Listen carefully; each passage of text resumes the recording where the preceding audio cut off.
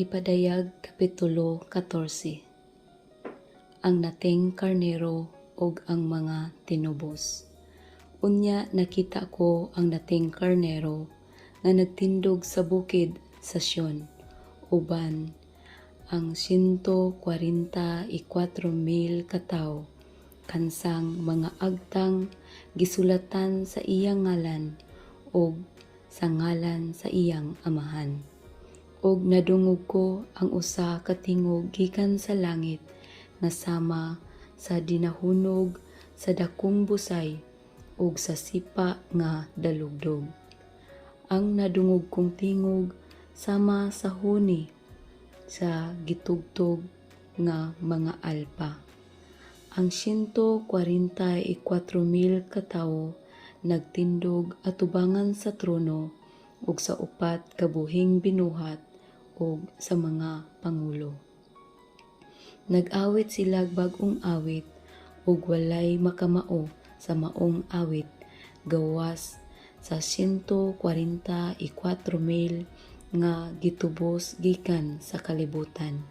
Kini sila nagpabiling putli kay wala man sila makighilawas sa mga babayi. Mga ulay sila. Mag-uban-uban sila sa nating karnero, bisan asa siya. Gitubos sila, og mao ang unang gihalad ngadto sa Dios og sa nating karnero. Wala gayud sila mamakak, og walay ikasaway kanila. Ang tulo ka anghel. Unya nakita ko ang laing anghel nga naglupad og nagdala sa walay katapusang mensahe aron isangyaw ngadto sa tanang katawhan sa kalibutan sa nagkalain-laing nasod, banay ug pinulongan. Ug misulti siya og kusog. Kahadluki ang Dios ug dayga siya kay miabot na ang panahon nga hukman niya ang katawhan. Simbaha siya nga maoy nagbuhat sa langit ug sa yuta, sa dagat o sa mga tuburan sa tubig. May ikaduhang anghel nga misunod sa nahiuna ug nag-ingon, napuka na gayud ang gamhanang Babilonia nga mipainom sa tanang katawhan sa bino sa iyang mahugawng kaulag. May ikatulong anghel nga misunod ug misinggit. Ang nagsimba sa mananap ug sa iyang larawan ug napatikan diha sa iyang agtang o sa iyang kamot, paimnon sa bino sa kasuko sa Dios nga gibubo nga walay sagol diha sa kupa sa kapungot sa Dios. Pagasakiton sila pinaagi sa kalayo ug asupre at tubangan sa balaang mga anghel ug sa nating karnero.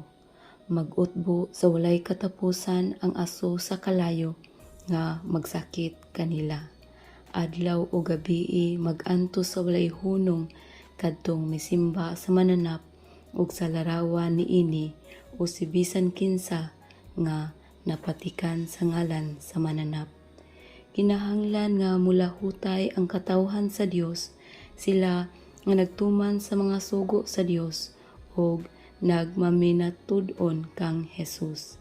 Unya nadungog ko ang usa ka tingog gikan sa langit nga nag-ingon, isulat kini, sukad karon bulahan ang mamatay tungod sa pag-alagad sa Ginoo. Ug mitubag ang espiritu, matuod gayud kini, makapahulay na gayud sila ug ang mga bunga sa ilang pag-alagad mag-uban kanila. Ang alanihon sa kalibutan. Unya nakita ko ang usa ka puting panganod nga naglingkod diha sa panganod. Ang sama sa tawo nga may koronang bulawan sa iyang ulo ug nagbitbit siyag hait nga sanggot. Unya may laing anghel nga migula sa templo ug misinggit kaniya nga naglingkod sa panganod. Galaba ang alanihon kay miabot na ang hustong panahon. Hinog na ang alanihon sa kalibutan. Busa, gigalab sa naglingkod sa panganod ang alanihon o gianihan ang kalibutan. Unya nakita ko ang laing anghel nga migula sa templo didto sa langit ug may dala usab siyang hait nga sanggot. Ug may lain pa gayong anghel nga migula gikan sa halaran. Siya'y nagbantay sa kalayo. Misinggit siya sa anghel nga nagdalag hait nga sanggot. Gamita ang imong sanggot ug abisa ang mga ubas sa parasan sa kalibutan kay hinog na kini. Busa, gigalab sa anghel ang mga ubas o giitsa ngadto sa pug-anan sa dakong kapungot sa Dios. Unya, gipuga ang mga ubas sa pug-anan dito sa gawas sa syudad o gikan sa pug-anan mibuhagay ang dugo nga may mga 5 katiil ang giladmon o mga 300 ka kilometro ang gilayon.